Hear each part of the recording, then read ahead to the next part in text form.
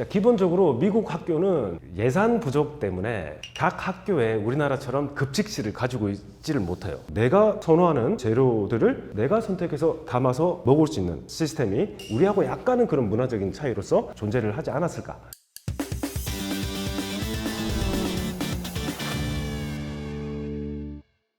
자, 세상연구소 구독자 여러분들 안녕하세요. 다시 만나뵈어서 반갑습니다. 자, 컨텐츠로 풀어낸 알기 쉬운 미국 문화를 출간한 김상조라고 합니다.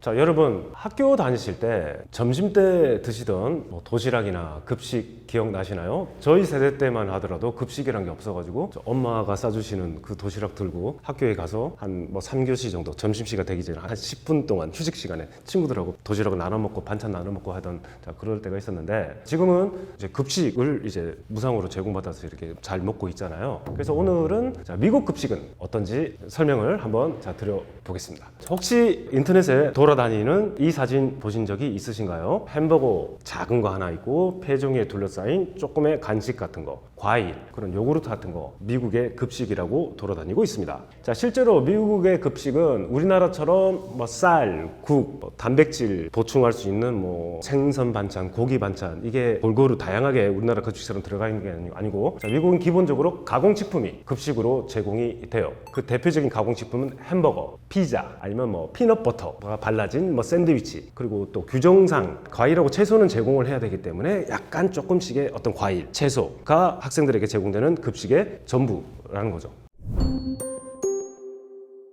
자, 기본적으로 미국 학교는 예산 부족 때문에 각 학교에 우리나라처럼 급식실을 가지고 있지를 못해요. 예산 부족으로. 그래서 보관이 용이하고 빨리 학생들에게 신속하고 반조리 상태로 제공해 줄 수 있는 게 그런 음식들이기 때문에, 그래서 이런 종류의 음식들이 학생들에게 제공이 되죠. 여러분 그거 아세요? 우리나라 점심시간은 몇 시간이죠? 1시간이죠. 미국의 점심시간은 얼마일까요? 30분이에요. 자, 그래서 그 30분 동안에 빨리 먹고 빨리 일과 생활을 마무리할 수 있도록 점심시간이 아주 짧게 돼 있습니다. 미국의 중고등학교는 한 2시 반쯤 학교를 마쳐요. 어떻게 보면 신속 정확함을 위해서 간단한 점심이 제공되는 건데, 대표적인 게 피자예요. 왜 피자가 이렇게 많이 제공되느냐? 급식을 제공하는 사람들 입장에서는 규정에 맞게끔 모든 영양 성분을 피자가 다 갖추고 있다고 생각을 해요. 자, 왜 그럴까요? 피자 크러스트 있죠. 크러스트는 곡물 밀가루로 만들 수 있으니까, 유제품 치즈가 들어갔으니까 유제품도 들어가 있고, 그리고 토마토 소스가 들어갔으니까 채소가 들어가 있잖아요. 완전한 식사의 개념으로 피자만한 게 없다, 이래서 피자가 학생들한테 많이 제공이 돼요.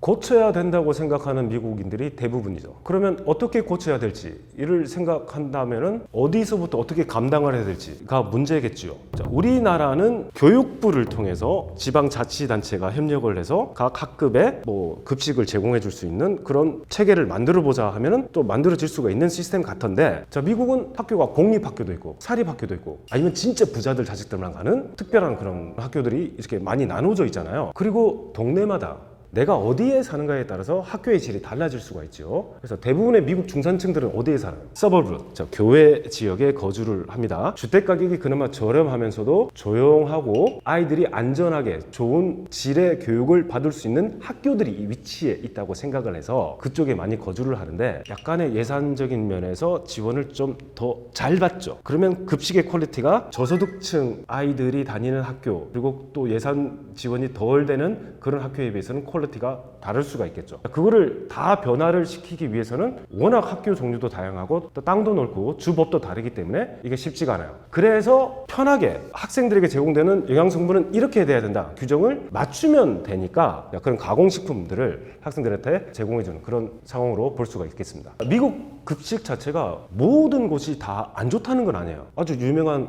은퇴한 셰프들이 급식에 자원봉사를 가가지고 유기농 그 지역의 채소를 사가지고 맛있는 빵을 만들어서 영양가가 풍부한 그런 음식들을 제공하려고 하는 그런 노력들도 많이 한다는 거예요. 그래서 다 나쁜 게 아니고 지역별로, 구역별로 편차가 있다는 겁니다.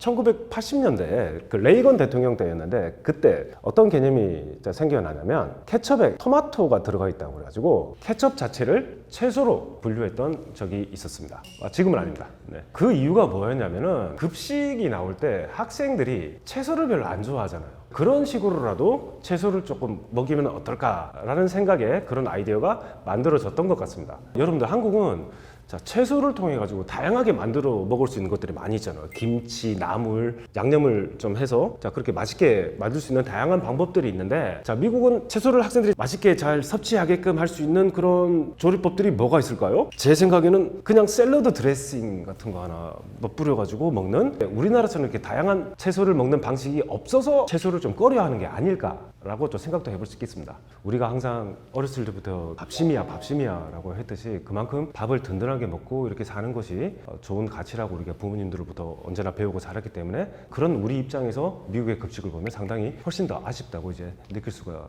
있겠다고 생각을 합니다. 자, 마지막으로 미국에서 신기했다라고 느낀 게 뭐였냐면은, 미국 사람들은 개인의 선택과 취향을 아주 중시를 하더라. 그래서 우리는 자, 음식이 만들어진 상태로 우리가 서빙을 받지만은, 미국 사람들은 자기가 만약에 뭐 비건이다 이러면은 뭐 선택할 때 비건이면 뭐 고기를 뺀다거나, 자, 글루텐 프리 라면은 빼달라. 심지어 음료수를 주문할 때도 코크냐 펩시냐를 서빙하시는 분들이 물어보는 경우도 있습니다. 개인의 선택과 취향을 아주 중시하는 문화더라. 그래서 우리가 미국 사람들도 비교적 밖에서 외식을 하는 간단한 뭐 음식을 먹지만은, 그래도 피자나 햄버거보다 훨씬 나은 게 서브웨이라고 생각을 하죠. 서브웨이. 왜냐면 서브웨이를 가면 제일 먼저 물어보는 게 뭐예요? 어떤 빵 먹으실 겁니까? 곡물빵 드시겠습니까? 위트월 화이트라고 물어보더라고요. 그래서 곡물빵 드실래요? 아니면 화이트빵 드실래요? 내가 선호하는 재료들을 내가 선택해서 담아서 먹을 수 있는 시스템이 우리하고 약간은 그런 문화적인 차이로서 존재를 하지 않았을까. 그래서 이제 급식에 있어서 개인의 선택, 체질, 알레르기 같은 것들이 있기 때문에 그런 것들을 다 고려를 해서 크게 문제되지 않을 만한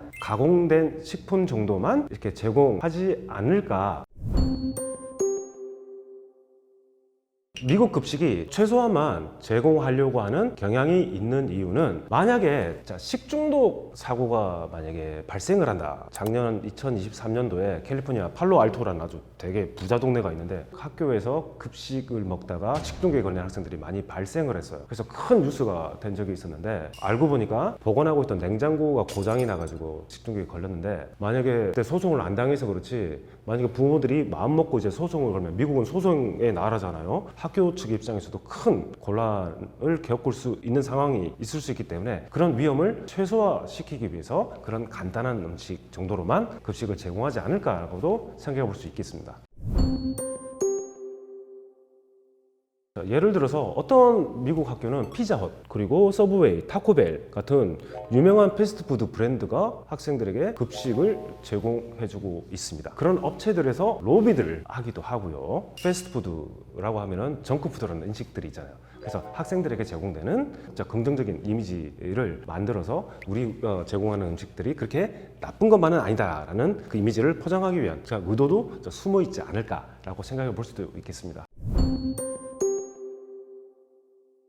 지난 학기에 외국인 교환학생들을 많이 가르쳤었는데, 음식에 관해서 이야기를 한 적이 있었거든요. 야, 우리는 서양, 특히 이제 미국에 가서 피자를 먹으면 피자가 되게 짜던데, 너희 미국 학생들은 한국 피자가 어떻니? 라고 물어보니까 한국 피자는 너무 달다고 그러더라고요. 케이크는 자기들이 보기에 덜 달다고 라고 하는, 우리가 느낀 거와 정반대. 그리고 제가 있는 학교의 교직원 식당은 학생들도 이용을 할 수가 있는데, 그 외국 학생들이 되게 좋아했습니다. 한국 급식은 되게 싸다고, 양에 비해서 자율 배식하는 만큼 비교적 싸니까요. 가격이 5,500원, 뭐 6,000원 정도 하니까, 뭐 달러로 따지냐면은 뭐 4불, 5불 될 거 아니에요. 미국에서 5불 가지고 지금 인플레이션 때문에 뭘 사 먹을 수 있겠습니까? 자기들 느끼기에는 한국 음식이 저렴하고 맛있고 영양성분이 많이 들어가 있다. 그리고 그 학생들이 제일 좋아했던 게 비빔밥이었어요.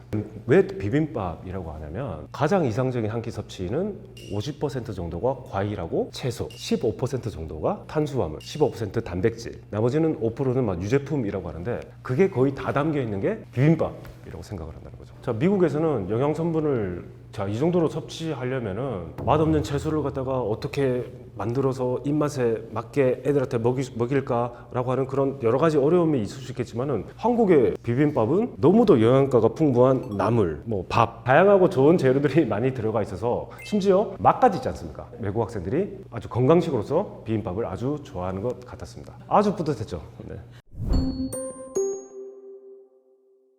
자, 미국 급식이라고 해서 다 나쁜 건 아니라는 겁니다. 어떤 지역에서는 뭐 괜찮은 급식을 제공해주는 학교도 분명히 있고 우리가 사진에서 보는 그런 급식보다 못한 급식을 먹고 있는 아이들도 분명히 존재한다는 자, 그런 편차가 있다는 것을 알고 제 영상을 즐겨주셨으면 감사하겠습니다. 자, 그러면 여러분들 식사 맛있게 하시고요. 저는 다음에 기회가 되면 또 찾아뵙도록 하겠습니다. 감사합니다.